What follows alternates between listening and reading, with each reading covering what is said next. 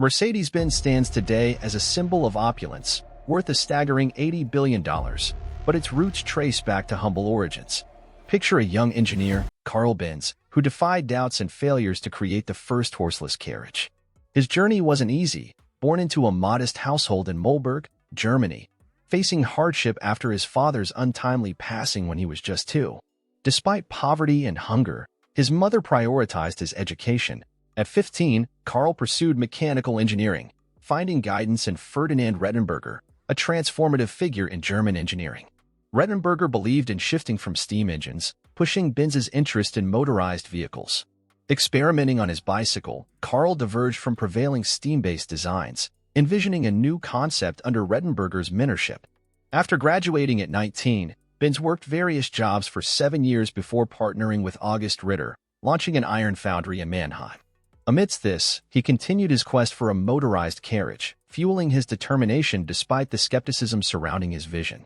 So, having a partner to help him run the business seemed essential.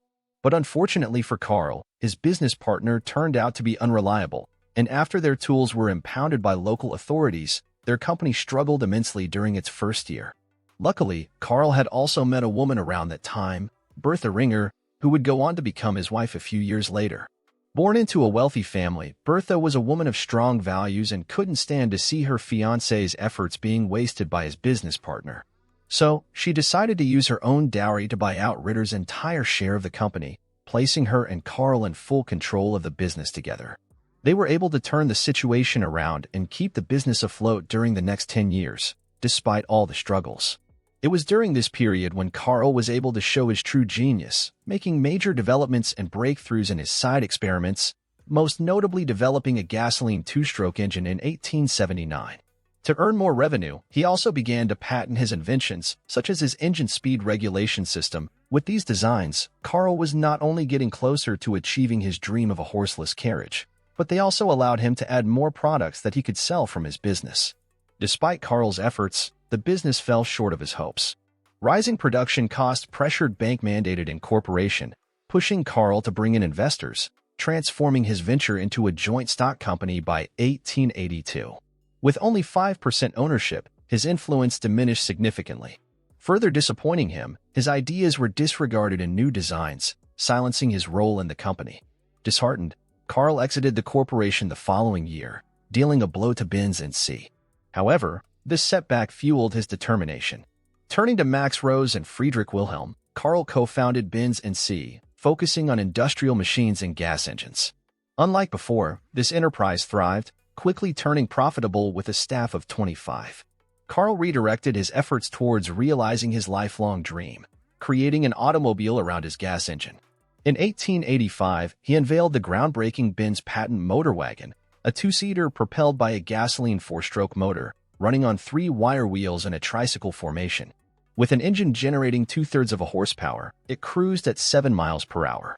Despite its revolutionary nature, when Carl introduced it to the public in the summer of 1886, it garnered mixed reactions from critics. Some admired it, while others harbored skepticism, fearing explosions or even labeling Carl as the devil for driving such a contraption. Carl's business partners weren't too happy about it either. His obsession with the automobile kept him away from his work, and they couldn't see how his invention could be of use. Why would anyone buy such a machine? They argued. It's no quicker than a horse, it can break down easily, and it can run out of fuel. Nevertheless, Carl Benz was convinced that his horseless carriage was the future and began manufacturing cars for sale in 1888, the first person in the world to do so. His biggest supporter was his wife, who would often stay with her husband in the workshop, offering him new suggestions. But even after adding improvements, people still couldn't see Carl's vision. On the other hand, the few people who bought the cars could only use them to cover short distances, and even with that, they needed mechanics to be with them at all times. It also didn't help that they were very expensive, leaving them only accessible to the rich and elite. And even many members of the so-called elite didn't fancy them because they were so loud and messy. Traveling 66 miles without prior attempts, she showcased the potential of the Benz motor wagon. Overcoming challenges, her trip revealed the automobile's promise, sparking great interest and boosting Benz Cie's reputation. The company swiftly expanded, becoming a major engine manufacturer, and later, with key partners, Carl Benz refined his car innovations, launching successful models like the Benz Victoria and Benz Velo. As they thrived, competition loomed from Daimler Motor and Cassel Shaft. Maybach took the reins, crafting the groundbreaking Mercedes 35 horsepower in 1901. This vehicle reshaped the notion of automobiles, featuring a potent gas engine, a broader body with a customized steel chassis, and a low center of mass. The car secured victories in street races and hill climbs, clocking 56 miles per hour, eclipsing its contemporaries. This success led to rebranding all Daimler vehicles as Mercedes, aligning racing and public models under the same banner. Yet, this shift didn't align with Benz's ideals. The car built by his team was not a success either, and this became damaging for the Benz company, which suffered further crises between 1903 and 1904. Angry and disappointed, Carl decided to leave his company while still remaining on its board of directors. In the end, he agreed to allow his cars to race, and it ended up being these racing successes that eventually rescued his company. By 1908, Benz had a 120 horsepower racer, a monster that roared from Leningrad to Moscow in 8.5 hours, with an average speed of 50 miles per hour, which was an incredible feat considering how primitive the tracks were at the time. But it was the 200 horsepower Blitz and Benz that would ultimately put the brand in the spotlight. Built in 1909, this race car would break the absolute speed record made by any plane, train, or automobile of that time, reaching speeds of over 140 miles per hour in 1911. This placed Benz alongside Daimler as one of the most desired cars at the time, and both companies enjoyed good sales in the years to follow.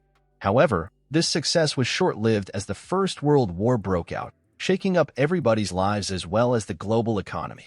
Following the defeat of Germany in World War I, the country went through an economic recession, and both companies, Daimler and Benz, ended up struggling immensely.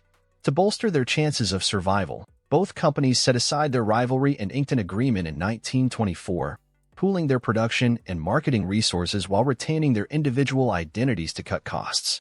Unfortunately, the pact was short-lived, as economic strife pushed them to merge entirely in 1926, birthing Daimler-Benz.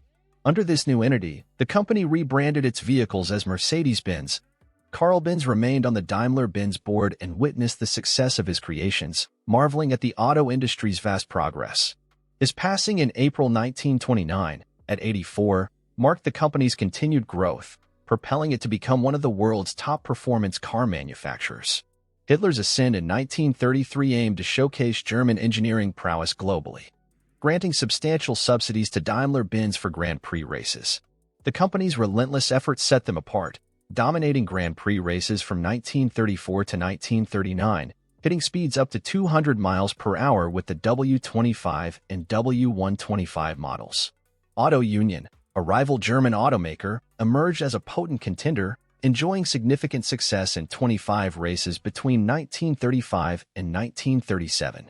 These victories boosted Germany's motorsport reputation, with Mercedes-Benz earning favor as Hitler's preferred car brand. Notably, the luxurious Mercedes-Benz 770 found frequent use among high-ranking Nazi officials. However, the outbreak of World War II in 1939 forced Daimler-Benz to pivot its focus. As civilian car demand waned, production shifted to military vehicles, submarines, tanks, and aircraft engines.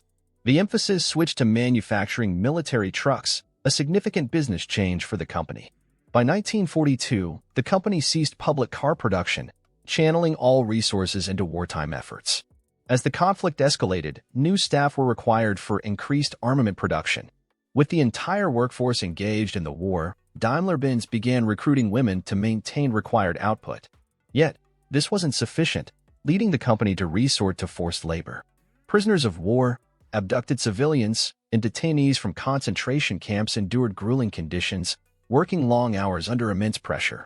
Most were from Eastern Europe, confined to poor barack camps or faced inhumane treatment in concentration camps, monitored by the SS. Tragically, many died due to malnutrition, mistreatment, or torture.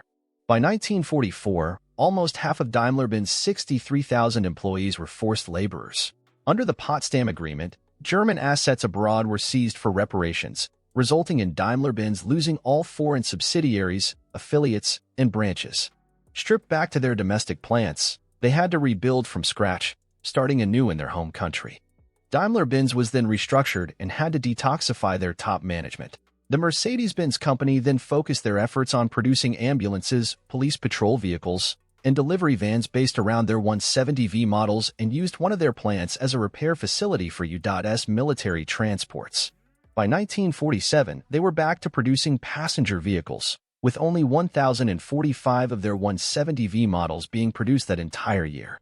But even under these less-than-ideal conditions, Daimler-Benz still managed to turn a profit just 1 year later. By the 1950s, Mercedes-Benz was able to regain much of its influence, making a strong comeback in motorsports events as well as achieving successful sales worldwide. Over the years, Mercedes has completely shifted their image and has become one of the most valuable car brands in the world. However, none of that would have been possible without Carl Benz, who, despite his humble background, challenges, and critics, had the courage and determination to turn his dream into a reality. Thank you, guys, for watching. Hope you enjoyed the video and please don't forget to like and subscribe. Until then, I'll see you in the next one.